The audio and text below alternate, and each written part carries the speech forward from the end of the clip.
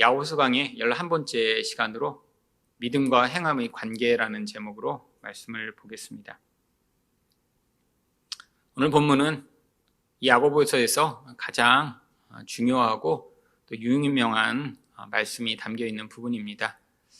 왜냐하면 우리 바울 사도가 늘 주장하는 대로 우리가 의롭게 되는 것은 믿음으로 말미암는다라고 바울은 13권에서 일관되게 가르치고 있는데, 바로 야고보서에서는 그 믿음이 행함으로 나타나지 않으면 안 되기 때문에 행함으로 우리는 의롭게 된다라고 마치 주장하는 것처럼 이야기하고 있기 때문입니다. 하지만 이 의미를 명확히 알게 되면 이 두 가지가 서로 충돌하지 않는다라고 하는 사실을 알 수 있습니다. 하지만 많은 사람들은 이 야고보가 어떤 맥락에서 이야기를 하는지는 알지 못한 채로 믿음이 아니라 행함으로 구원을 얻는다라고까지 주장하는 사람도 있는 것이죠. 그런데 왜 야고보가 갑자기 믿음과 행함에 대해서 이야기를 시작한 것일까요? 야고보서 2장 1절에 그 단서가 나옵니다. 우리 주 예수 그리스도에 대한 믿음을 너희가 가졌으니 사람을 차별하여 대하지 말라. 지금 이 편지를 받는 사람들은 예수님을 믿는다라고 주장하는 성도들입니다.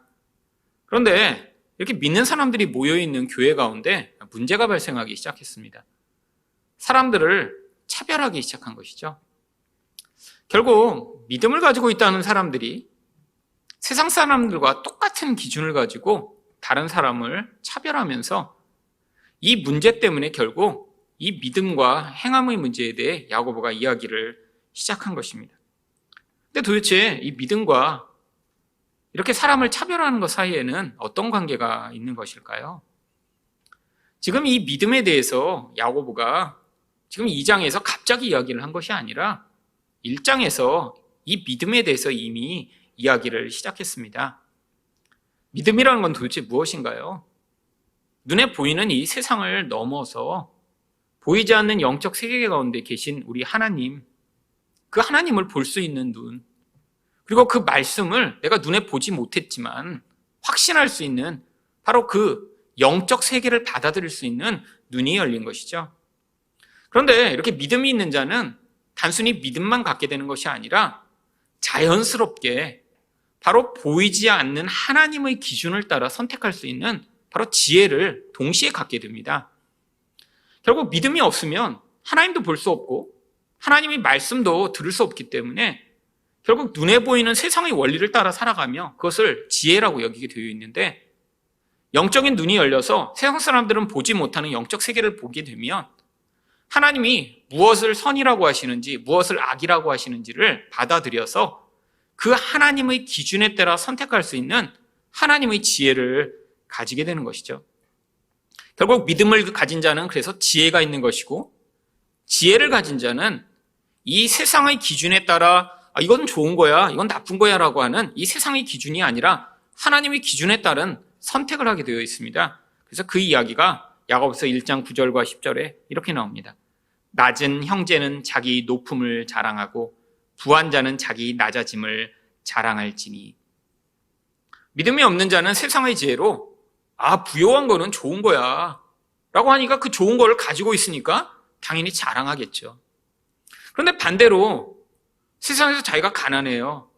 근데 믿음도 없고 지혜도 없는 자는 그 가난한 것이 세상의 가치로는 아주 나쁜 것이기 때문에 결국 자기 가난한 그 상황으로 위축되고 또한 창피한 마음을 가지고 살게 되어 있는 것입니다. 근데 믿음을 가지게 되고 지혜를 가지게 되면 이런 시각 자체에서 완전한 변화가 일어납니다. 눈에 보이지 않는 그 하나님의 그 거대하고 영광스러움을 맛본 자는 이 세상에서 참 좋은 것이다라고 하는 그 모든 것들을 아무것도 아닌 것처럼 여길 수 있게 되는 것이죠. 그래서 비록 이 세상에서는 그 세상이 좋은 것이라고 하는 것을 하나도 갖지 못했지만, 그래서 남들이 보면 어떻게 저렇게 수준이 낮아? 아니 어떻게 저렇게 가난해? 저렇게 못 배웠어라고 할지라도 하나님 나라에서 가치는 무엇인가를 소유했기 때문에 그것 때문에 그 영광스러움과 그 값어치로 말미암는 기쁨으로 자기 자신에 대해 자랑할 수 있는 자리에 서게 되는 것입니다. 결국 누군가를 이 세상의 가치로 차별하고 있다라고 하는 것은 다른 말로 이야기하면 아직도 믿음을 갖지 못한 것이고요. 그래서 하나님 나라의 지혜를 알지 못하기 때문에 세상적인 판단으로 살아가고 있는 것이죠. 결국 야고보가 이런 맥락 가운데 믿음이 있다라고 자랑을 하지만 그런데 이렇게 차별하는 그런 행위를 통해 그 사람이 참 믿음을 갖지 못한 것이라는 사실을 지적함으로 말미암아 무엇이 참 믿음인가를 가르치고자 한 것입니다. 그렇다면 믿음과 행함의 관계는 무엇인가요? 첫 번째로 행함이 없는 믿음은 죽은 것입니다. 14절 상반절입니다. 내 형제들아 만일 사람이 믿음이 있노라 하고 행함이 없으면 무슨 유익이 있으리요. 이 구절을 조금 더 뉘앙스를 살려 번역을 하면 어떤 사람이 나는 믿음이 있습니다라고 주장을 했는데 그런데 그렇게 주장한 사람이 행함이 없다면 그건 아무 소용이 없다라고 하는 것입니다. 믿음이 있는데 행함이 없음이 아니라 믿음이 있다고 주장을 했는데 근데 행함이 없다라고 이야기하는 것이죠. 왜요? 스스로 믿음이 있다라고 착각하는 사람들이 너무 많기 때문입니다.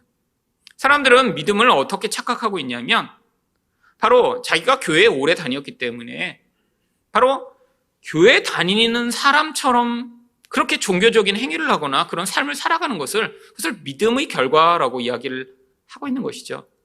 여러분, 그런데 그것은 교회에 오래 다녔기 때문에 가지게 된 종교적인 습관과 모습일 가능성이 굉장히 높습니다. 전혀 믿음이 없더라도 하나님에 대해 전혀 그런 영적 세계를 받아들이고 하나님과 관계를 맺고 있지 않더라도 오랫동안 교회에 다니며 찬양도 부를 수 있고요. 봉사도 할 수 있고요. 예배에 빠지지도 않으면서 그것을 마치 자기 신앙인 것처럼 갖게 되는 사람들이 아주 많이 있죠. 그런데 이러한 종류의 믿음이라고 주장하지만 그게 삶의 어떤 변화와 결과로 나타나지 않는 것은 14절 하반절을 보시면 그 믿음이 능히 자기를 구원하겠느냐? 구원과 관계없다라고 하는 것입니다. 여러분, 가장 불쌍한 사람들이 바로 이런 사람들인 것 같아요. 교회에 오래 다녔어요. 그래서 이 교회의 문화와 모든 것에 너무 익숙합니다.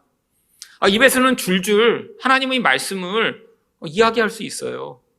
찬양도 보지 않고 외워서 부를 수 있는 찬양이 많이 있는데 그래서 스스로도 나는 믿음이 있기 때문에 그래서 나중에 반드시 구원받을 거야. 하나님은 내 편이셔 라고 생각을 하고 있지만 진짜는 그 사람이 구원에 이를 수 있는 믿음이 없을 수도 있다라고 하는 것입니다.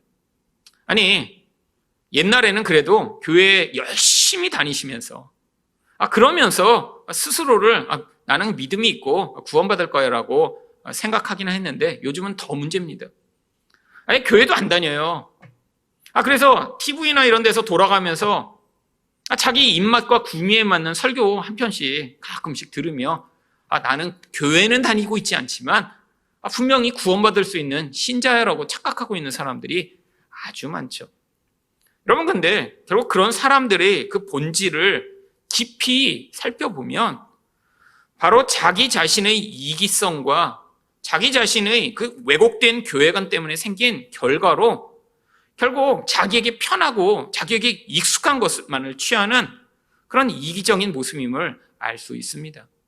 결국 신앙이라는 것이 내 중심적이고 나에게 입맛에 나의 구미에 맞는 것만을 스스로 신앙이라고 생각하고 있는 것이죠.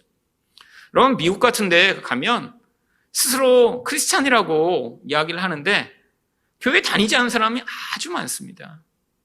그런데 그런 사람들도 교회 갈 때가 있어요. 1년에 한 2번쯤이요. 부활절과 크리스마스 때요. 저도 미국에서 미국 교회를 다녔는데 정말 신기합니다. 이 한국에는 부활절이라고 갑자기 사람들이 늘어나거나 그렇지는 않죠. 한국의 기본적 신앙은 무속 신앙이며 불교도들이 많으니까요. 그래서 오히려 초파일 날이 되면 정말 이 절에는 사람들이 넘쳐납니다. 그런데 그런 맥락이라면 부활절이나 이럴 때 교회도 사람이 갑자기 늘어나야 되는데 그렇지는 않죠. 거의 비슷합니다. 근데 미국은 그렇지가 않아요. 정말 부활절이 되면 정말 사람이 훨씬 더 많아집니다. 크리스마스에도 마찬가지고요. 그 사람들이 그럼 평소에 뭐 했냐? 교회를 안 다녀요. 그리고 그런 사람들 가운데 많은 수가 텔레비로 시청을 합니다.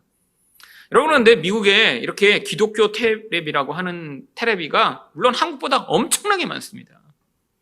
근데 그런 대부분의 기독교 방송들에서 방송되고 있는 대부분의 내용들이 사실 사람들이 보고 즐기고 좋아할 만한 그런 기복적인 내용이 담긴 내용들이 많고요. 아예 텔레비에서 쇼를 하는 게 되는 경우도 굉장히 많아요. 제가 미국에 있으면서 미국에서 가장 빨리 성장한 교회라고 하는 어떤 교회를 탐방을 간 적이 있습니다. 신학생들 사이에서도 유명하고 텔레비에도 자주 나오고 한국에도 소개됐던 그런 교회예요. 몇 년 사이에 그렇게 갑자기 성장한 교회가 없대요. 근데 가보니까 이 교회는 아예 설교 준비 팀이 한 10명 정도가 있습니다. 목사님이 이렇게 말씀을 준비해서 하는 게 아니에요. 자, 이번 주에는 이런 종류의 설교를 합시다. 그럼 인생의 고난이라는 주제로 설교를 할까요? 그러고 나면 팀이 모여서 이 고난이라는 주제를 어떻게 사람들에게 전달할지를 회의를 한 다음에 그 팀에 참여한 거의 대부분의 사람들은 무대 디자이너나 공사하는 사람들이에요. 그 다음에 그 주제를 잘 전달할 수 있는 무대로 완전히 탈바꿈시키는 거예요. 예를 들면 인생이란 고난이 이렇게 많은데 우리가 잘 통과합시다라는 주제를 선택했다면 갑자기 이 무대에 수십 톤의 모래를 실어다가 골프장으로 만드는 것입니다. 그 다음에 잔디도 심어요. 그 다음에 목사가 나와서 골프를 칩니다. 그러다가 벙커에 빠져요. 그러고 나면 인생이란 이렇게 잘 되는 것 같다가 공이 골프에 이렇게 벙커에 들어가면 문제가 생길 때 있잖아요. 그러면서 가서 골프의 원리를 적용해다가 이렇게 벙커에 빠졌을 때는 이런 식으로 힘을 빼고 치십시오. 이러면서 거기서 이제 한 가지씩 교훈을 얘기하는 거죠. 그래갖고 이 교회가 사용하는 1년의 거의 대부분의 예산이 어디에 들어가냐면 무대를 바꾸는 데 들어갑니다. 그래갖고 그걸 또 비디오로 찍어서 팔아요. 왜? 미국에서 가장 빨리 성장한 교회니까 거기에 저처럼 탐방 오는 사람들이 많이 있거든요. 제가 그래서 저도 비디오를 하나 사다가 봤습니다. 그랬더니 정말 어떤 때는 인생은 이렇게 즐거운 일이 가득합니다. 그래서 여기 아예 놀이동산을 꾸며놨어요. 아이들이 나와서 진짜 여기서 롤러코스터를 타고 무대에서. 어떤 날은 뭐를 주제로 해갖고 오토바이가 와서 쇼를 합니다. 막 불구덩이에 뛰어들고. 사람들이 그 쇼를 보기 위해 몰려드는 거죠. 왜? 한 번 가면 30분 동안 화려한 그런 서커스와 재밌는 것들이 그 앞에서 펼쳐지니까요. 여러분, 이게 현실입니다. 텔레비에서 그런 쇼를 본 다음에 난 예배를 드렸어. 나는 신실한 신자야. 그리고 그 사람들이 기부도 많이 합니다. 아니, 왜 그렇게 방송국을 사서 이렇게 미국에 있는 교회들이 엄청나게 방송으로 방송을 하나 봤더니 자기 교회에서 목회를 하는 것보다 방송국을 사서 방송을 하면 전국에서 기부금이 들어온대요. 미국에서 가장 큰 교회라고 하는 조엘 오스틴의 교회는 그래서 그 교회의 주보 뒷면에 주보가 A4만 해요. 그 교회가 소유하고 있는 방송국의 리스트를 써놨는데 방송국을 하나 운영하는데 $100만 정도 든답니다. 근데 그 뒤에 써있는 방송국의 개수가 제가 세어봤는데 거의 100여 개가 돼요. 100여 개가.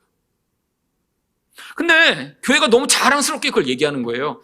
이렇게 우리가 긍정의 힘을 전파했더니 전국에서 얼마나 많은 돈이 들어오는지 그 교회에 있는 가장 큰 방이 무슨 용도로 사용되냐면 전국에서 들어오는 사람들의 그 기부금을 계산하는 방이 그 교회에서 존재하는 가장 큰 방이에요. 헌금 계수하는 기계가 그 방에만 수십 대가 있습니다. 왜? 돈 있는 사람들이 그걸 보면서 저 사람의 그런 긍정의 메시지 참 좋다 그래서 기부를 하니까 자꾸자꾸 그 돈으로 방송국을 계속 사들이는 거예요. 여러분, 이게 사람들이 스스로 믿음이 있다라고 생각하는 사람들의 실체인 것이죠. 여러분, 이 사람들이 그렇게 헌금을 하고 그런 식으로 예배를 드리면서 착각하고 있는 것이 무엇일까요? 결국 그 메시지에 담겨있는 내용이 대부분 무엇이냐면 결국 이 땅에서 하나님은 너를 위해 일하실 것이며 너가 더 부유하게 되고 네가 문제가 있을 때 너희 하나님은 너를 도와서 문제없게 살게 할 것이며 결국 죽은 다음에도 천국에 너를 데려갈 것이다 라고 이야기하는 그 메시지에 열광하고 있는 것이죠. 여러분, 그런데 결국 그들을 향해 지금 야고보가 얘기하고 있는 거예요. 그거 믿음 아니야. 너네들 구원받는다고 생각하지만 그거는 진짜 구원받는 믿음과 관계없는 것이야 라고 이야기를 합니다. 왜요? 진짜 믿음은 15절과 16절과 같이 나타나기 때문입니다. 만일 형제나 자매가 헐벗고 일용할 양식이 없는데 너희 중에 누구든지 그에게 이르되 평안히 가라, 덥게 하라, 배부르게 하라 하며 그 몸에 쓸 것을 주지 아니하면 무슨 유익이 있으리요. 여러분, 남이 배고픈데 돕지 않으면 믿음이 없다라고 얘기하는 거예요. 아니, 그러면 구제를 하고 다른 사람을 이렇게 돕는 사람들은 다 믿음의 결과인가요? 꼭 그렇지는 않습니다. 여러분, 세상에서도 이렇게 기부 많이 하는 사람들 있잖아요. 그럼 이 사람들이 정말 믿음의 결과로 그런 행위들을 하는 것인가요? 아닙니다. 그런데 왜 야고보가 이렇게 남을 돕는 이 이야기를 믿음과 연관시켜 이야기를 하는 것이죠? 여러분, 하나님 백성들 가운데 스스로 하나님 백성이라고 생각하는데 이러한 사랑의 행위가 나타나기 위해 반드시 필요한 것이 무엇인가요? 바로 자기 욕심에서 벗어나는 그 내적 변화의 결과로 사랑이 나타나는 것입니다. 어떻게 해야 욕심을 벗어날 수 있나요? 여러분, 욕심을 벗어나는 건 모든 인류가 열심히 그 욕심의 취약한 결과를 경험하면 다 원하는 그런 모습입니다. 오늘도 신문에 보니까 어떤 분이 썼더라고요. 욕심을 많이 부리는 거는 소금물을 먹는 것처럼 고통스러운 일이라고. 그래서 자기는 욕심을 버리고 선행을 하며 살아간대요. 이런 훌륭한 분들이 있죠.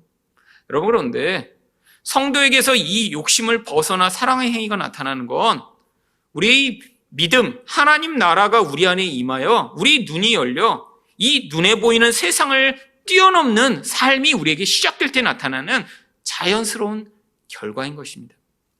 여러분, 그래서 여기서 야고보가 이야기를 하고 있는 거예요. 진짜로 너희 안에서 믿음이 열렸다면, 그것으로 보이지 않는 다른 세계를 너네가 누리며 살아가고 있다면, 그러면 노력하지 않아도 자연스럽게 우리 안에서 그 하나님 나라의 영향력이 확장되기 때문에 눈에 보는 것에 매여 있는 자리로부터 더 영원하고 더 영광스러운 것들을 추구하게 되며 그 결과로 이 사랑의 행위가 나타나게 되어 있다고요. 결국 믿음이 없기 때문에 눈에 보는 것에 집착하는 것입니다. 옛사람이 우리를 지배하며 살아가고 있기 때문에 더 영광스러운 것에 우리 인생을 바치지 못하는 것이죠. 그래서 17절에 이와 같이 행함이 없는 믿음은 그 자체가 죽은 것이다 라고 이야기를 하고 있습니다. 결국 행함이 없는 믿음이란 건 존재할 수 없다라는 거예요. 근데 결국 이 행함이 없는 믿음이 존재할 수 없는 두 가지 예를 그래서 야고보가 이야기합니다. 18절에 첫 번째 예가 나옵니다. 어떤 사람은 말하기를 너는 믿음이 있고 나는 행함이 있으니 행함이 없는 내 믿음을 내게 보이라.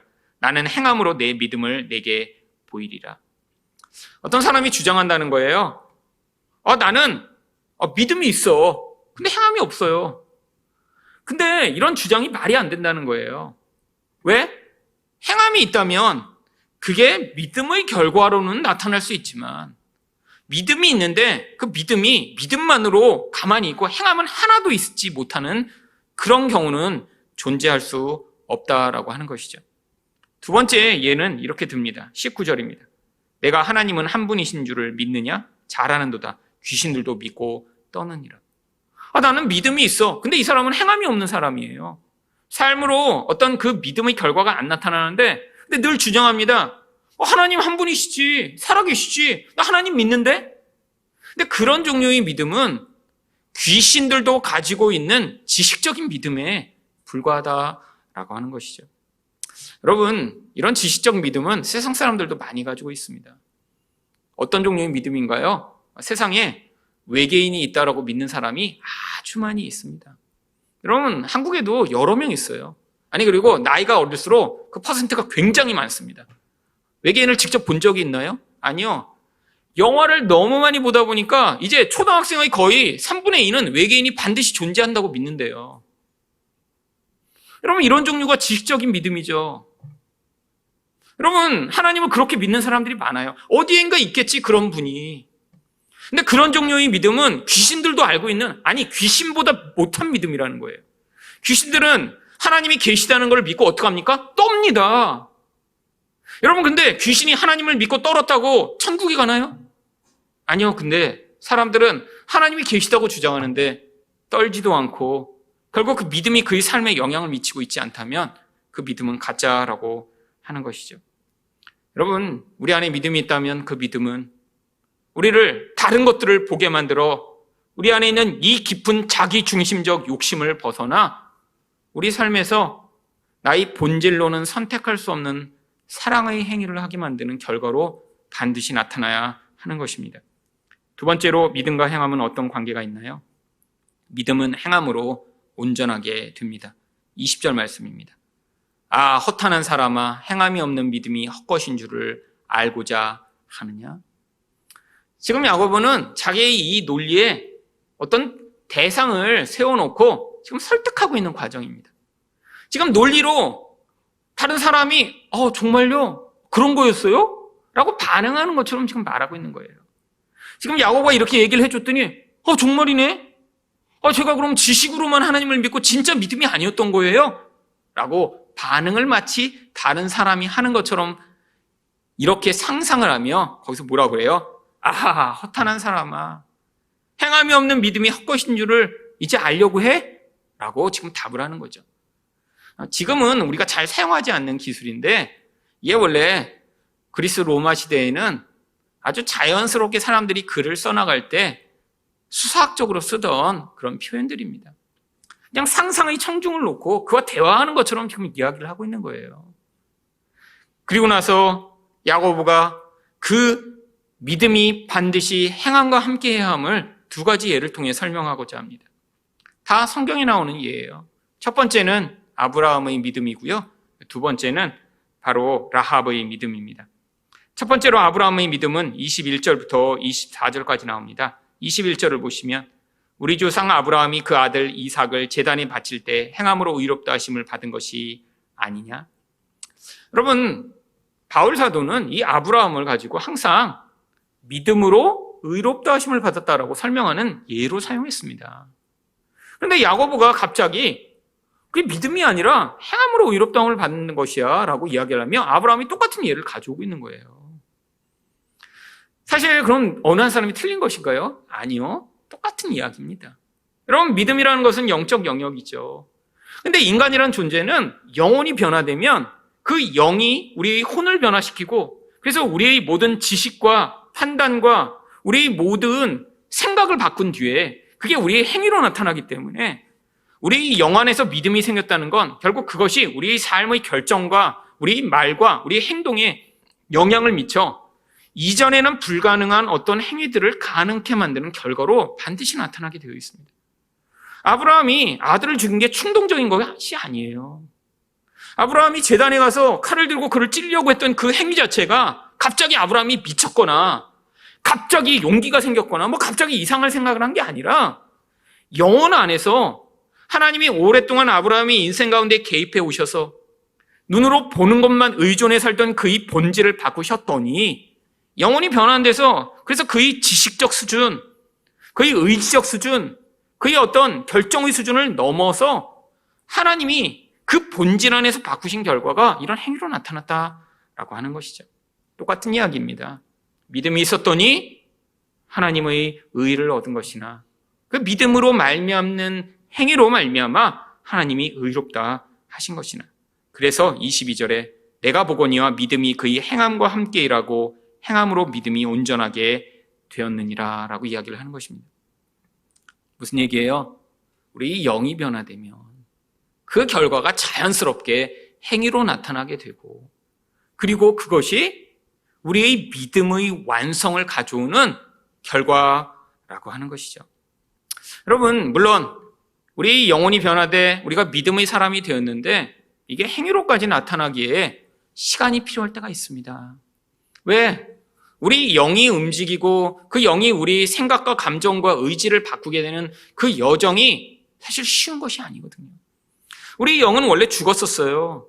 죽은 영에 끊임없이 영향을 받아 우리는 우리 감각에 따라 살아가며 내 좋아하는 결정에 따라서만 선택하며 그렇게 살아가던 존재였는데 어느 순간인가 하나님이 우리 안에서 새 생명을 만들어내셨다고 해서 내가 평생 살아오던 나의 결정과 나의 선택이 한순간에 달라지지 않죠. 시간이 필요합니다.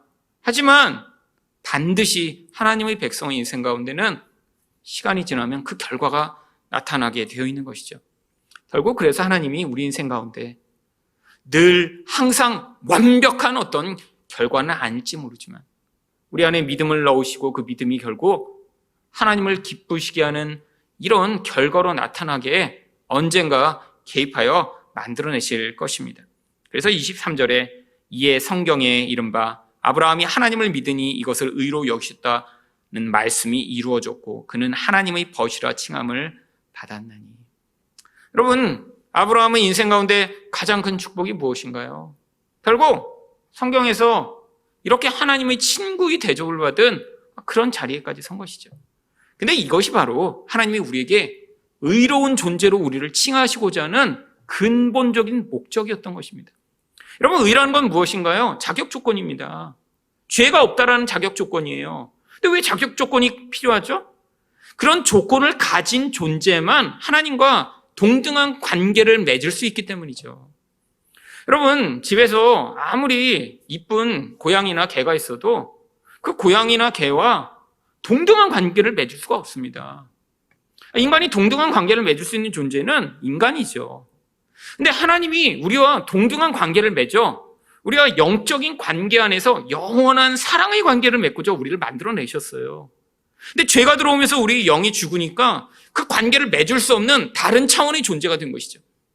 영은 죽고 우리 영 안에 하나님의 생명이 담겨 있는 것이 아니라 죄가 가득해 하나님과 관계를 맺으면 우리가 하나님이 진노로 말미암아 불타 죽을 수밖에 없는 존재가 되었는데 그래서 하나님이 우리를 의롭게 만드셔서 하나님과 영원한 관계 안에서 하나님이 주시는 그 행복과 만족을 누릴 수 있도록 은혜를 베풀어 주신 것이죠. 결국 그런데 하나님이 그런 자리로 아브라함을 이끄시는데 이 믿음으로 말미암는 행위의 결과로 결국 아브라함이 하나님과 친구처럼 되는 그 구원의 궁극적 목적인 하나님과의 영원한 관계가 이루어졌다라고 하는 것입니다. 그래서 이것으로 24절에서 이로보건대 사람이 행함으로 의롭다 하심을 받고 믿음으로만은 아니니라 라고 이야기를 하고 있는 것입니다. 결국 믿음과 행함은 별개의 것이 아닙니다. 믿음이 있다면 반드시 그것이 우리 삶에서 이런 변화를 만들어내게 되어 있다는 것이죠. 야고보는 두 번째로 라합을 예로 듭니다. 25절입니다. 또 이와 같이 기생 라합이 사자들을 접대하여 다른 길로 나아가게 할 때 행함으로 의롭다 하심을 받은 것이 아니냐? 여러분, 라합 이야기는 다 알고 계시죠. 여리고성에 정탐꾼 2명이 들어갔는데 이 라합이라고 하는 한 여인이 이 정탐꾼들을 살려줍니다. 민족을 배반하는 일이었죠. 들켰으면 온 가족이 다 죽임을 당할 수도 있는 그런 엄청난 일이었는데 이 모든 것들을 무릅씁니다. 근데 왜 그랬죠? 소문을 들었어요. 그 소문의 내용이 여호수아 2장 10절과 11절입니다. 이는 너희가 애굽에서 나올 때 여호와께서 너희 앞에서 홍해물을 마르게 하신 일과 너희가 요단 저쪽에 있는 아모리 사람의 두 왕 시온과 옥에게 행한 일 곧 그들을 전면시킨 일을 우리가 들었음이니라. 우리가 듣자 곧 마음이 녹았고 너희로 말미암아 사람이 정신을 잃었나니. 여러분, 어떤 소문을 들었는데 어떤 소문인가요? 하나님의 행하신 놀라운 일에 대한 소문을 들었습니다. 근데 그 소문이 얼마나 강력했냐면 마음이 녹고 사람이 정신을 잃었대요. 물론 과장적인 것이 있겠죠. 근데 그 충격이 얼마나 강력했는지를 알 수 있습니다. 사람들이 벌벌 떨기 시작한 거예요. 여러분, 그런데 이거는 모든 사람들이 똑같이 경험한 것입니다. 다 소문 똑같이 들었어요. 사람들이 다 놀라서 떨기 시작합니다. 야, 우리도 다 죽을지 몰라. 벌벌벌. 여러분, 그런데 이 똑같은 소문 가운데 이 라합만 다르게 반응합니다. 11절 하반절입니다. 너희 하나님 여호와는 위로는 하늘에서도 아래로는 땅에서도 하나님이시니라. 아니, 똑같이 두려워했는데 라합만 너희 하나님 여호와만 진짜 하나님이시다. 하늘에서도 땅에서도. 그러니까 내가 내 민족을 버리고 그 하나님을 선택하여 그 하나님을 믿겠다. 그러니까 너희는 나의 이 호의를 기억하여 우리 가족을 살려달라라고 믿음의 반응을 한 것입니다. 여러분, 모든 사람들이 같은 이야기를 들었어요. 그런데 그 중에 한 여인만 우리 하나님이 하늘과 땅에서 참 하나님이시다라는 사실을 믿고 반응하기 시작합니다. 왜 이런 일이 벌어진 것이죠? 이게 바로 믿음의 능력이라고 하는 것입니다. 여러분, 아니 이 세상에 임할 다양한 종류의 재난에 대해 두려워하는 사람들 굉장히 많이 있습니다. 어떤 사람들은 앞으로 닥칠 재난이 너무 두려워 지금부터 그 미래를 준비하는 사람들 굉장히 많아요. 미국에 아주 많이 있습니다. 여러분, 그래서 미국에 요즘 아주 호황인 산업 중에 하나가 갑자기 재난이 닥쳤을 때 숨을 수 있는 그런 이제 쉘터를 이제 공사해주는 그런 사람들이 아주 호황이래요. 그래갖고 돈이 좀 없는 사람은 5,000불부터 한 500만 원짜리 그런 조그만 정말 사람 한 2명 들어가서 숨을 수 있는 그런 데부터 호화판, 그래서 자기 집 마당에다 땅을 파고 해요. 그러면 6개월 내지 1년 정도를 숨을 수 있대요. 그리고 그 안에 아주 호화스럽게 만들어 놓습니다. 얼마나 정교하게 만드는지 핵폭탄이 바로 위에만 터지지 않으면 몇 개월도 생존할 수 있대요. 공기도 다 정화장치를 다 만들어 놓고 10년씩 그 안에서 썩지 않은 그런 통조림을 다 갖다 쌓아 놓습니다. 여러분, 뭔가 반응하고 있는 거죠. 어떻게 반응해요? 이 세상 보니까 재난이 닥칠 것 같아. 먼저 문제가 생길 것 같아. 핵전쟁이라도 일어나면 어떻게 하지? 이런 두려움 가운데 진짜로 그 믿음으로 반응하고 있는 거예요. 여러분, 하나님 백성에게도 반응이 필요하지 않나요? 어떤 반응이요? 이 세상이란 건 영원하지 않구나. 하지만 우리 하나님이 주인이시구나. 우리 하나님이 이 세상을 다스리시는구나. 내가 내 한 목숨 부지하고자 몸부림치지 않아도 내 생명과 내 가족의 영혼이 우리 하나님의 손에 있구나라는 것을 믿음으로 말미암아. 정말 종말이 닥쳐오고 있다면 그러면 우리 안에서 반응을 해야 될 거 아니에요. 여러분, 우리 삶에서 믿음이 있다면 우리 삶이 달라질 것입니다. 무엇이 달라질까요? 이 눈에 보이는 삶에서 우리 삶이 한 걸음 벗어나 나의 욕심을 이루며 나의 쾌락을 이루며 나의 안정을 위해 살아가던 삶에서 벗어날 수 있겠죠. 진짜 믿으면 주변에 있는 사람들에게 전도하며 예수 다시 오실 것을 전파하겠죠. 여러분, 그래서 26절에 영혼 없는 몸이 죽은 것 같이 행함이 없는 믿음은 죽은 것이다 라고 이야기를 하는 것입니다. 여러분, 여기 계신 모든 분들이 정말로 하나님이 살아계시며 예수님이 다시 오신다는 이 온전한 믿음을 가지심으로 말미암아 눈에 보이는 세상에서 벗어나고 하나님 나라를 전파하는 인생을 사시기를 예수 그리스도 이름으로 축원드립니다.